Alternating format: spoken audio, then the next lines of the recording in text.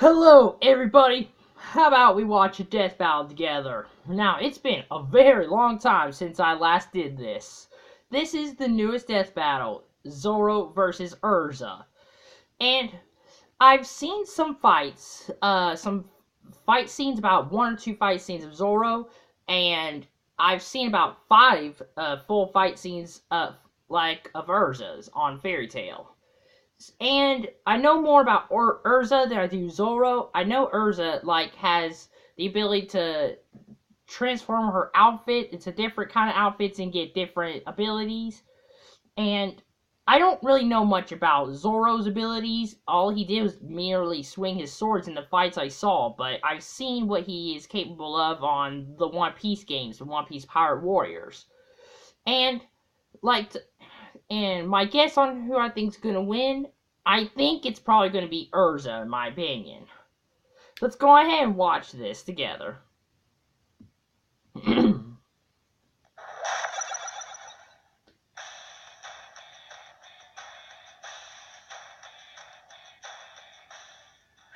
present, or future, one kind of fighter has stood the test of time.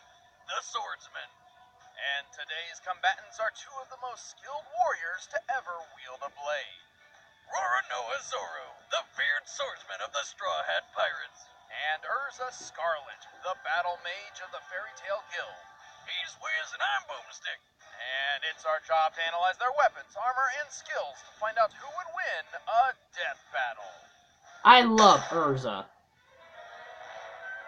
As a child, Roronoa Zoro dreamed of becoming the greatest swordsman in the world. But he didn't just enroll at a dojo. He showed up, challenged everyone, and then just sort of stuck around. Zoro's dojo training sharpened his natural talent with a sword, but there was one person he could never quite manage to beat. His sensei's daughter, Kuina. They dueled a lot, and Kuina won every single matchup. I don't know her. 2001 of them. Damn, you think you would have gotten at least one in? Despite the constant defeat, Kuina and Zoro were very close friends. Together, they promised that someday one of them would become the world's best swordsman. And then she fell down some stairs and died, which just seems like an unacceptable way for a master swordsman to bite the dust. That's just sad. Does thin out the competition for world's best swordsman, though. True. I mean, that's how I became the world's best shotgun woodcarver. After Kuina's death, Zoro inherited her sword and used it to hone his skills even further, eventually leaving the dojo in search of the current title holder of World's Greatest Swordsman, Dracule Mihawk. Awful sense of direction. That is so true. Nothing better to do, he became a bounty hunter and wandered around the ocean until he ran into a weird, stretchy pirate kid. You mean Monkey D. Luffy, who brought Zoro onto his crew of Straw Hat Pirates. Actually worked out pretty well, since Luffy was already looking to hire him anyway. Turns out, Zoro has quite a reputation. At this point, he was already a master swordsman, and after finding and training under Mihawk, his swordsmanship became legendary. He created his own fighting style. I don't remember him fighting Mihawk. Also called Three Sword Style, because he uses three swords, one in each hand, and one in his frickin' mouth. That doesn't seem very safe. Oh, shut up, Wiz. Badasses don't care about safety. So true. With three-sword style, Zoro can perform several unique attacks, including the Onigiri, where he strikes with all three blades at once. Or the Tatsumaki, where he makes a tornado dragon. By swinging his swords a certain way, he can fire compressed air projectiles toward an opponent, like That's his awesome. deadliest technique, the 1080-pound cannon. And last but not least, he knows the Kyutoryu 9-sword style. Wait, did he just grow 4 more arms and 2 more heads? That is awesome. It's just an illusion, but it still somehow has physical presence. He's like a human slap chop with a total of 9 swords. That's one way to put it. In addition to his skills with a blade, Zoro is able to use haki, a mysterious power that every living being possesses, but only a select few have learned how to use. Haki, much like Neapolitan ice cream, comes in 3 flavors, and Zoro only has access to chocolate and vanilla. Oh, come on, Boomstick. What? I don't even know. Well, one of those flavors is observation haki. That's vanilla, of course. Which in some ways is similar to Spider-Man's Spidey sense. Zoro can sense the location of other people, even even if they're invisible or far away, and can also predict most opponents' attacks. Then chocolate, everyone's favorite hockey flavor, is armament hockey. This lets him form an invisible armor around I've himself never as seen him do that protection, before. or harden his swords to make his strikes cut through almost anything. With both hockey, Zoro has been a real asset to the Straw Hat Pirates. They've traveled the world and had a lot of weird adventures. Like that time Zoro fought a literal living mountain man named Pika and sliced him clean in half. A strike. Damn, Zoro's more powerful than I thought. It sent his top half flying upward. Considering Pika's enormous size and approximate mass, this strike had to have been more powerful than the first ever deployed hydrogen bomb, the 11 megaton Castle Romeo. Also, Zoro's pretty damn fast. One time he moved so quickly he seemed invisible to a room full of highly trained assassins. And when the odds are against him, he'll keep pushing himself, even past the point of bleeding out. Thus, he's powered through some incredibly intense pain, such as...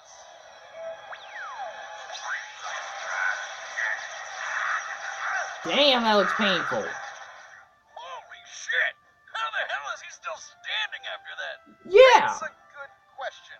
After a battle with Kuma, a bear man because this is One Piece, Zoro took on not only his own pain from near death, but also Luffy's, despite being told that doing so would surely kill him. But it just didn't. And he doesn't even brag about it. What a badass. Zoro is He's more badass than I definitely remember. badass type, but More he than I can't do thought. everything. He's a sword fighter above all, and prefers to fight up close and personal. He also has the world's shittiest sense of direction. He gets lost without someone there literally reading the map for him, and could never survive on his own without his friends. You might think Zoro would be more of a lone wolf type of guy, but no. Much like how Kuina's death spurred him on to become a great swordsman, it's his friends who keep him fighting. I set sail for only one reason, to meet you. And what is your goal? To beat you. Erza Scarlet grew up in a small rural town called Rosemaryville. Erza! It was pretty picturesque as far as childhoods go. Hold on, Wiz, I'm getting a premonition. Despite everything seeming perfect, something terrible happens. A murderous cult attacked, destroyed the city, and enslaved the children to build a tower to resurrect their evil overlord. There it is. Young Erza was tortured, and while she may have lost an eye in the process, she also gained a friend, Jalal Fernandez. He actually gave Erza her last name, Scarlet, after her red hair. She and her buddies swore they'd escape, so Erza ended up staging a revolt and saved the other slaves thanks to discovering her latent magical powers. Unfortunately, not everyone made it out. Turns out Jalal got possessed by some spirit that made him a huge dick, and she had to go without him. Fine. Oh, that's you sad. So badly that I'm not going to stop, but you'll have to go alone. After that nightmare, Erza swore to dedicate her life to helping and protecting the innocent, and so joined the Fairy Tale Magicians Guild. Luckily for them, she possessed a great skill set for a mage. Her main thing is requip magic, which is basically like having an armory with you at all times, without having to lug it around. Requip magic allows Erza to summon her She's vast badass. weapons and armor at will, meaning she can use multiple combinations of swords, lances, and outfits all in one fight without ever really slowing down. Damn, that'd be useful for all my weapons. How many's she packing? She's rumored to have access to as many as 100 sets of armor and 200 weapons. Wow. As far as armor goes, her go-to is I don't the remember that. cruise set. But there's also the Heaven's Wheel armor, where she can send swords flying at people, the spiky defensive adamantine armor, and the Black Wing and Flame Empress armors, which have wings for flying. Don't forget her giant armor, which she uses with a lance, purgatory armor, which has a lot of spikes, and seduction armor? I'm not really sure what purpose this serves. Probably to make enemies terribly aroused. Ever tried to fight with an erection, Wiz? Believe me, it's not easy. Right. Well, Erza claims her most powerful armor is the Armadura Fairy Armor, which is very pink. These are fancy and all, but sometimes she Look doesn't at that even bother lightning. shooting up. The green If her back's lightning. against the wall, Erza equips her Clearheart clothing. This enhances her speed and attack over defense, and channels all her magical energy into her katanas for a decisive blow. She can charge Damn. magic through her swords to perform all sorts of magical attacks, even mixing and matching weapons and armors to better her chances in a fight. She's also just really good at sword fighting. Actually, she's really good with a lot of weapons, including hand-to-hand. All of this makes Erza an excellent addition to the fairy Okay, tale. that fighting with the fist there is making me think of Became one Dragon Ball its Z. highest-ranking mages and was the youngest member to ever pass the S-class mage promotion test. An incredibly difficult gauntlet only the strongest and wisest of warriors can even attempt. Speaking of achievements, she's pretty freaking strong. Don't believe me? Well, here she is, lancing a hole through a giant floating cube. This cube was about 100 million cubic miles in volume. To punch through it, Erza's lance must have dealt about 16 kilotons of force. Damn. Erza's also fast enough to deflect bullets point blank from a flintlock pistol. Guns with a muzzle velocity of about 540 miles per hour. And that's without a speed boost from her armor. Wow. Many of her armor sets grant her stat boosts, increasing her speed, magic, defense, etc. Oh my god, that power. Plenty of destructive blasts, including one that blew up an island. Considering that island's size, that's an explosion equivalent to 2 kilotons of TNT. So she's sexy, can survive island-busting attacks, and has a shit ton of weapons? She's basically perfect. Just wish she used a gun or two. Well, she may have a vast armory, but swapping them in and out requires magic, and she can run her supply down if she's not careful. So it's just like a mana bar in those fantasy games you always play. Exactly. Though even when she's out of magic, she's still quite deadly in hand-to-hand. Like when she fought her alternate self from another parallel universe. Alternate? That universe has a lot less clothing. Sign me up! But when you're among the best in the guild, you get the job done, no matter the limits. I will withstand any physical pain to protect the ones that I love. Okay, guys, hold on just a second. No, let me just skip the ad. And, let me pause the video real quick. Alright, the combatants are set. Let's end this debate. Okay. From what I've seen, I honestly still think that Erza will be the winner. But Zoro is a lot more powerful and has more abilities than I remember him having. There are some that I did not even see in the video games. But I will say now that Zoro will have a more of a chance against her than I thought. But I honestly still think Erza is going to be the winner. Okay, hold on just a second. Okay, let's continue. Let's see the fight! Death battle time! Once and for all, it's time for a death battle!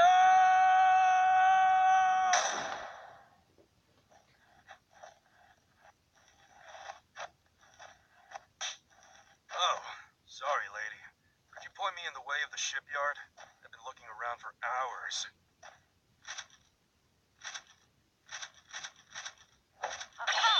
You're the one I'm looking for. Come peacefully and you won't be harmed. Sorry, I'm busy. Maybe later. Then we'll have to do this the hard way. I told you, I'm busy. Kick his ass, Erza. Fine. Well, I guess we're doing this now.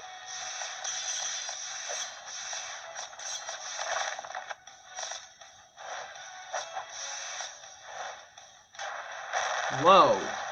Slice the building. What? You're coming with me. Neat trick. Wow. I'm surprised that building did not collapse. Fire!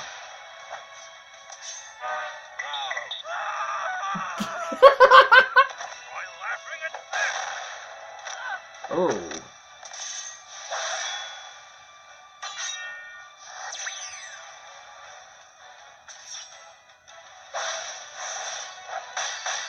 Those buildings that she landed on should have collapsed.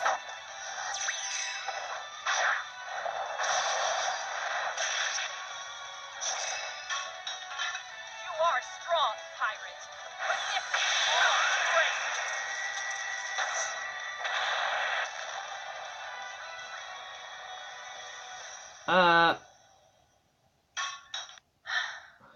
Fool. Nothing is worse worse than the loss of life. Don't start Oh. crying, woman. What? So much for all that strength bullshit, huh? I can do this. This looks like it's gonna be bad for Erza. For my guilt, for my strength, for my friends. Fighting for friends and family gives everyone strength. The good guys, at least.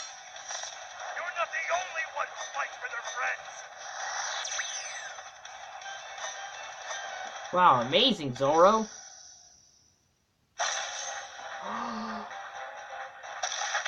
Oh no! Where the hell is that shipyard? Jesus! Talk about a killing blow! In the past, Erza could react to projectiles flying over 500 miles per hour, but Zoro could move faster than the eye could see. U.S. Air Force tests have shown that a well-trained human eye can consistently spot and recognize an image in 1/220th of a second.